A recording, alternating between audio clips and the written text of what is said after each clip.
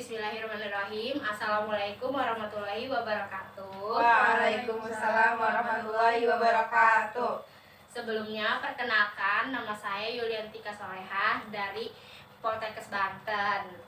Nah, berdirinya saya di sini ingin penyuluhan tentang asam urat.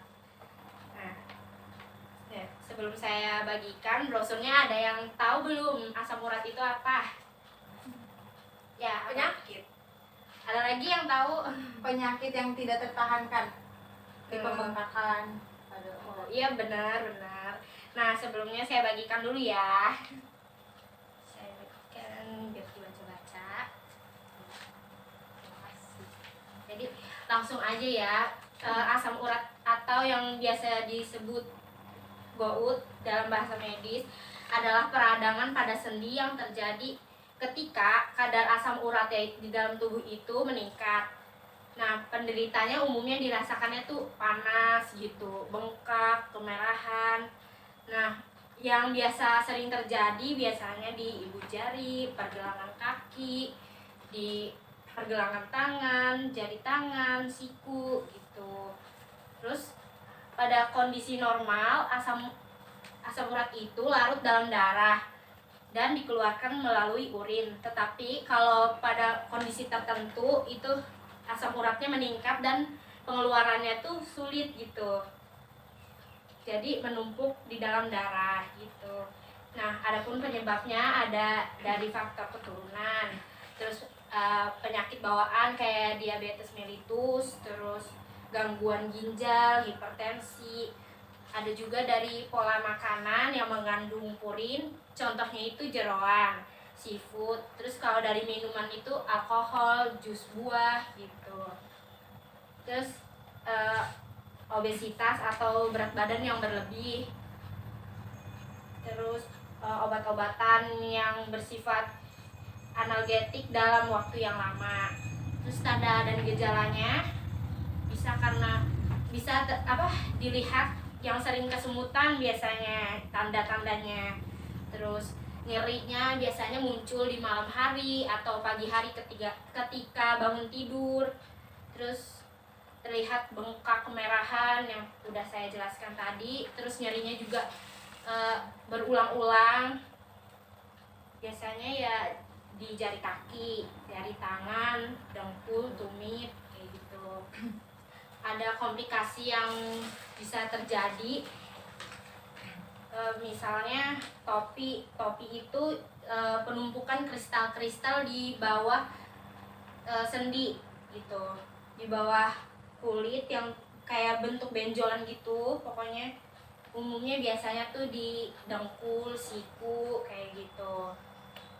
Terus ada kerusakan sendi secara permanen kalau misalkan udah parah banget ya. Terus bisa jadi batu ginjal, terus gagal ginjal, bisa hipertensi, gagal jantung gitu.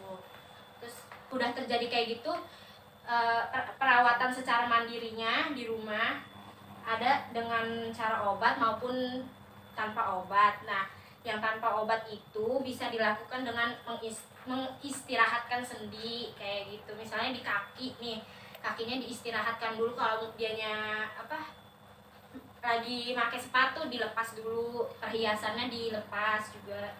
Terus naikkan posisi sendi gitu ya, diganjel dengan bantal atau senyaman mungkin lah.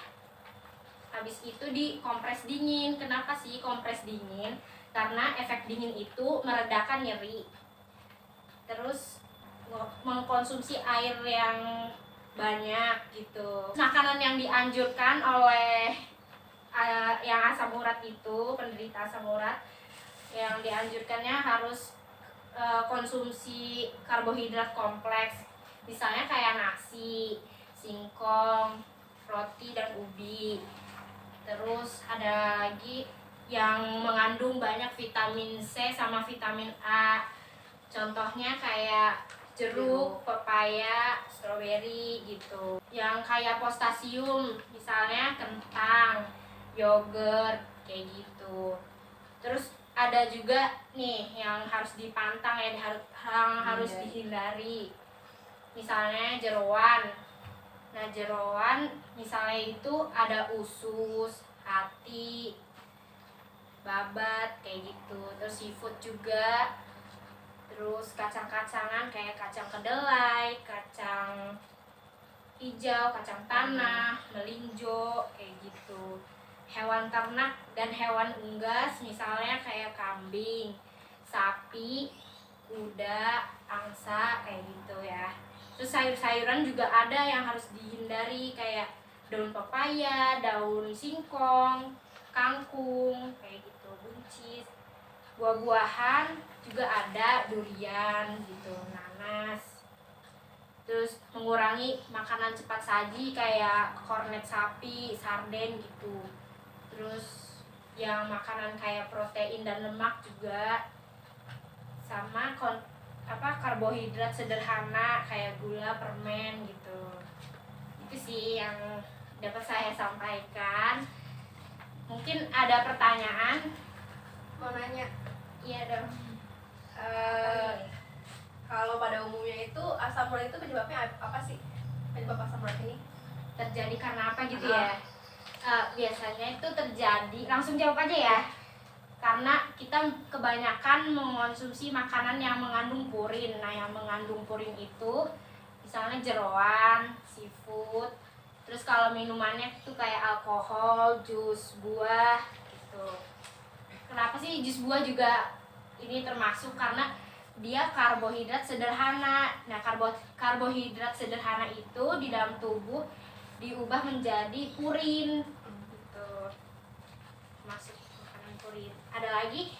Saya, Ya, mengapa bisa terjadi komplikasi? langsung jawab juga ya. Nah, yang terjadi komplikasi ini ketika pengobatannya tidak teratur, terus salah tindakan juga. Nah, selain itu kan darah yang mengandung asam urat itu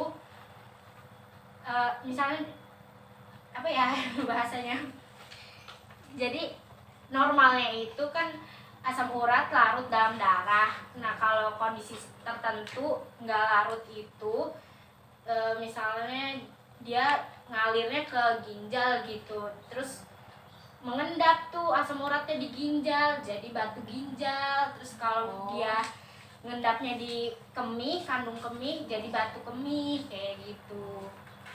Dan kalau bahayanya lagi, kalau dia ngalirnya ke jantung kan bisa gagal jantung gitu. Jadi harus benar-benar ditangani gitu, dengan benar. Nah, apa ada pertanyaan lagi atau sudah cukup? Cukup. Nah, terakhir saya mau ada yang bisa nge-review nggak gitu? Saya ya dari yang lain yuk. Ya, jadi